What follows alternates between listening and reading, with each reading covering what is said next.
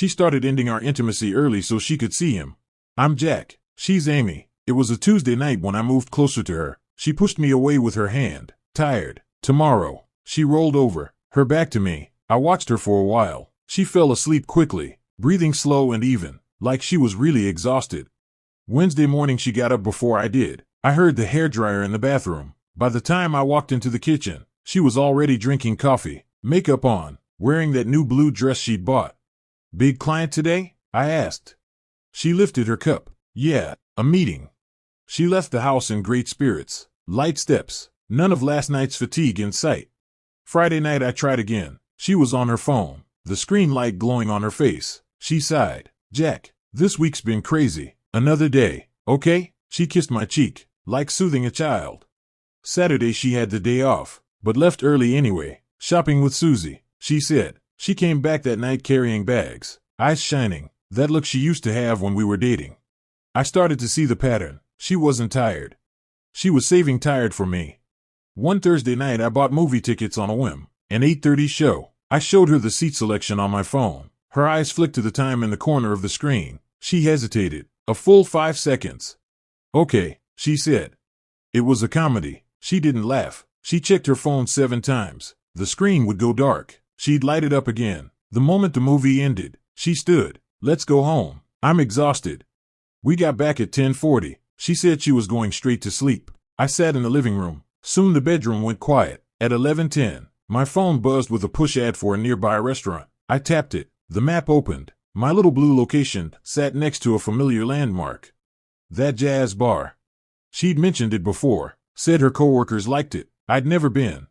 As if pulled by a string, I got in the car. The streets were empty at that hour. At midnight, I parked across from the bar. By the window, she was sitting there, wearing that black silk top, not pajamas. The man across from her was laughing. She tipped her head back to drink, the line of her neck loose and open. That was Amy completely at ease. An Amy I hadn't seen in a long time. I didn't go in. I went home. She came back at 2 a.m. She smelled like smoke and alcohol, and a trace of unfamiliar cologne. Susie drank too much, she said, kicking off her shoes. Have fun? I asked. She didn't hear anything strange in my voice. It was okay, just tired. She went into the bathroom. The shower ran for a long time. I stopped asking if she was tired. I started watching her. Watching which nights she did her skincare early, which mornings she carefully curled her hair, what she wore the day after she turned me down. A clear schedule started forming in my head. Monday was mine, because she'd just seen him on Sunday. Tuesday was usually his, so she'd go to bed early Monday night. Wednesday was sometimes mine, if Tuesday hadn't worked out. Thursday and Friday were definitely his. As for the weekend, that depended on his family schedule. My share was whatever cracks were left in her calendar. Once, on a morning she looked especially radiant. I touched her on purpose. It was a Wednesday. She was glowing, getting ready to go out. I hugged her from behind. Her body stiffened. Then she gently but firmly removed my hands. Tonight, okay? I'm going to be late. She was saving her energy for the next few hours. She couldn't spare even a little touch on me. Marriage turned into an exercise in capacity allocation. I was the client who got the seconds and scraps. One night, she finally exploded, because I tried 3 days in a row. She threw a pillow. Can't you see how tired I am? Why do you always want it? Why can't you be more considerate? I sat on the edge of the bed, very calm. Amy, you rested all day yesterday, and you went to yoga this morning. She froze. Every expression drained from her face. She hadn't realized I was keeping track. Are you spying on me? Her voice went sharp. I'm watching you, I said, watching how you split a day into 2 lives, watching how you store up your energy, and who you save it for. Her face went pale. She said nothing. We started sleeping in separate rooms. After that, she dressed up even more often, like she'd taken off a disguise. Some nights, I'd hear the garage door open late. Some mornings, I'd smell a different kind of coffee. She stopped explaining.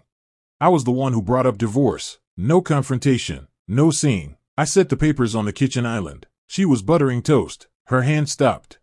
Why? She asked, like she truly didn't understand. I looked into her eyes and said it.